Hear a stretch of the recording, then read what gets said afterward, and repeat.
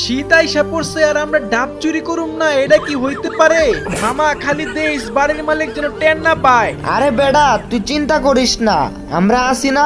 বাড়ির মালিক যদি আইসা পড়ে তোরে ডাক দিমু, তুই নাইমা যাবি গা। মামা আমার কিন্তু ভয় লাগতাছে, যদি একবার ধরা খাইয়া যাই বাড়ির মালিক কিন্তু সবগুলারে কানে ধরাইবো, আবার সবারে বইলা দিব আমরা ডাবচুর। আরে বেডা এত ভয় পাস কেন? যদি বাড়ির মালিক টের পাইয়া যায় আমরা দিমু দৌড়, আমাকে কি আর খুঁজা পাইবো? এত ভয় পাওয়ার কি আছে? ওই বেটা কি কস, প্রিমিস যে গাছে উঠছে ওর তো নামতে অনেক সময় লাগবো, এর মধ্যে তো আমরা সবাই ধরা খাইয়া যাবো, আর একবার ধরা খাইলে মান ইজ্জত সব শেষ। আরে আমরা ধরা খামু কেন? ধরা খাইবো শুধু যে গাছে উঠছে।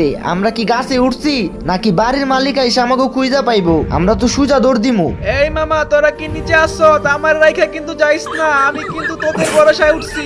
এই বেটা আমার কাছে কে উঠছে রে? কার এত বড় সাহস আমার ডাব গাছে উঠছে? মামা পালা পালা পালা।